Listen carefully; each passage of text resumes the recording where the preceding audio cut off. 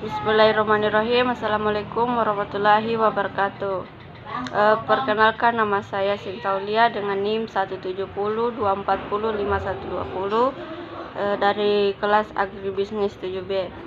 Di sini saya akan menjelaskan sedikit tentang berpikir sistem.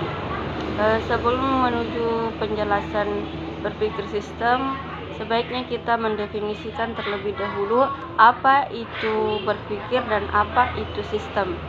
Berpikir yaitu sebuah proses di mana representasi mental baru dibentuk melalui transformasi informasi dengan interaksi yang kompleks dengan atribut-atribut mental seperti penilaian, abstraksi, logika, dan pemecahan masalah.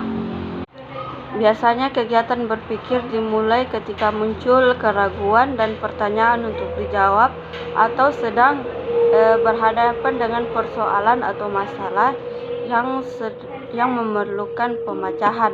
Sistem adalah sekumpulan elemen yang saling berhubungan satu dengan yang lainnya dan membentuk sebuah fungsi tertentu. Sistem dikelompokkan menjadi dua, yaitu sistem statis yang tidak berubah dengan berubahnya waktu. Yang kedua yaitu sistem dinamis yang selalu berubah dengan berubahnya waktu. Maka dapat disimpulkan bahwa berpikir sistem adalah salah satu pendekatan yang diperlukan agar manusia dapat memandang persoalan di dunia ini dengan lebih menyeluruh. Dan dengan demikian pengambilan keputusan dan pilihan aksi dapat dibuat lebih efektif, lebih terarah kepada sumber-sumber persoalan yang akan mengubah sistem secara efektif.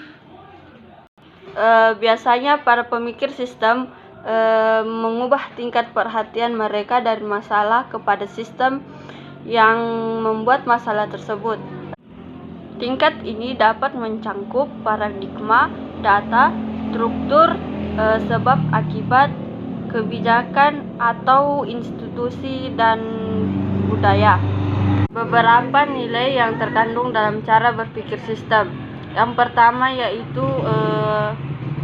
menghargai bagaimana model mental mempengaruhi cara pandang kita. Yang kedua, mengubah perspektif untuk melihat leverage point baru. Yang ketiga, melihat pada kesaling ketergantungan. Keempat, merasakan dan menghargai kepentingan jangka panjang dan lingkungan. Yang kelima, memperkirakan yang biasanya tidak diperkirakan.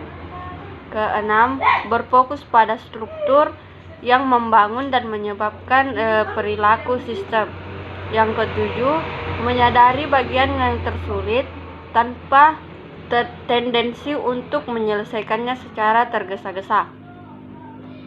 Yang kedelapan yaitu mencari pengalaman. Kesembilan, menggunakan bahasa pola dasar dan analogi untuk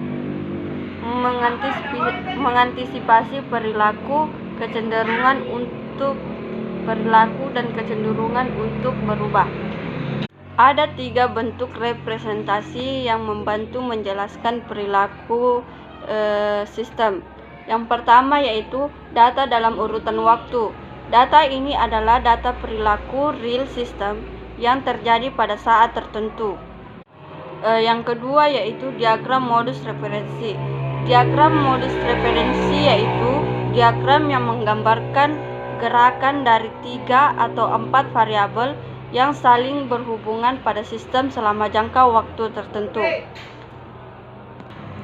Diagram ini didasarkan pada rentang waktu yang cukup untuk melihat struktur yang membentuk perilaku. Yang ketiga yaitu diagram struktural. Diagram struktural adalah jaringan hubungan sebab akibat yang menentukan perilaku sistem. Diagram struktural ini terdiri dari link dan loop yang membentuk pola hubungan sebab akibat. Link adalah hubungan antara 2 variabel dalam sistem. Disebut positif apabila penambahan pada satu variabel menyebabkan penambahan juga pada variabel yang lainnya. Sedangkan loop adalah satu lingkaran sebab akibat yang terdapat di dalam sebuah sistem. Loop disebut positif apabila penambahan pada satu variabel menyebabkan penambahan pada sistem tersebut secara global. Sebuah sistem dapat terdiri atas banyak loop. Sebuah loop yang dominan mempengaruhi perilaku sistem disebut dominan loop. Sekian dan terima kasih.